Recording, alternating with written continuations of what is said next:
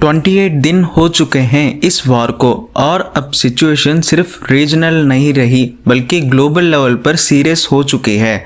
आज के अपडेट में कुछ ऐसे डेवलपमेंट्स आए हैं जो फ्यूचर को कम्प्लीटली चेंज कर सकते हैं। नमस्कार दोस्तों, आप देख रहे हैं इंडिया टॉक्स डेली। आज हम बात करेंगे डे 28 ईरान वर्सेस इसराइल वार के लेटेस्ट अपडेट्स के बारे में, जहां सिचुएशन और ज़्यादा कॉम्प्लेक्स होती जा रही है। डे 28 पर कॉन्फ्लिक्ट अब एक लॉन्ग टर्म कन्फ्रंटेशन बन चुका है। मल्टीपल मिसाइल एक्सचेंज रिपोर्ट हो रहे हैं। बॉर्डर एरियाज पर टेंशन हाई है। मिलिट्री रेडीनेस दोनों साइड्स पर इंक्रीज हो गया है।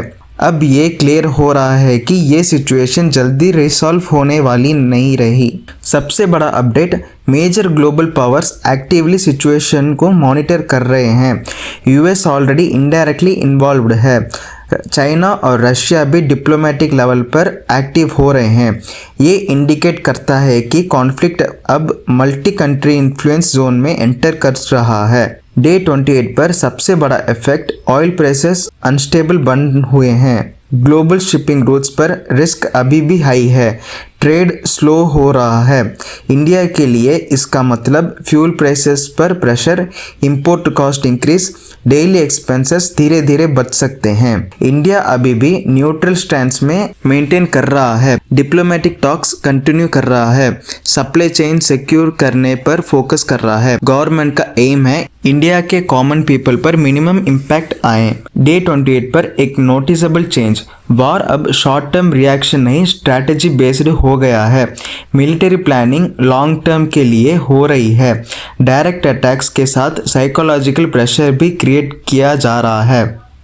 अब सिर्फ फिजिकल वॉर नहीं चल रहा बल्कि इंफॉर्मेशन वॉर भी चल रहा है। सोशल मीडिया पर फेक न्यूज़ स्प्रेड हो रहे हैं। पैनिक क्रिएट किया जा रहा है। लोग कंफ्यूज हो रहे हैं कि क्या सच है क्या नहीं। ये भी एक इम्पॉर्टेंट पार्ट है मॉडर्न वॉर का। एक्सपर्ट्स के अकॉर्डिंग वॉर प्रोलॉन्ग्ड हो सकता है। ग्लोबल इकोनॉमी पर और प्रेशर आ सकता है। न्यू अलायंसेस फॉर्म हो सकते हैं। सिचुएशन अनप्रेडिक्टेबल है, इसलिए मॉनिटरिंग इम्पॉर्टेंट है।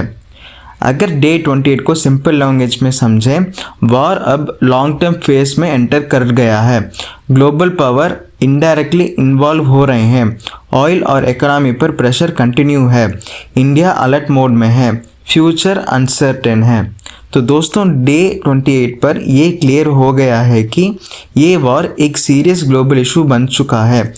इसका इम्पैक्ट धीरे धीरे हर कंट्री पर दिख रहा है, इंक्लूडिंग इंडिया। आपका क्या ओपिनियन है? क्या आपको लगता है कि ये वॉर और लंबा चलेगा या जल्दी कंट्रोल हो जाएगी? कमेंट सेक्शन में ज़रूर बताएं। और अगर आपको ऐसे ही daily war updates simple language में चाहिए तो चैनल को सब्सक्राइब करना मत भूलिए। मिलते हैं नेक्स्ट वीडियो में।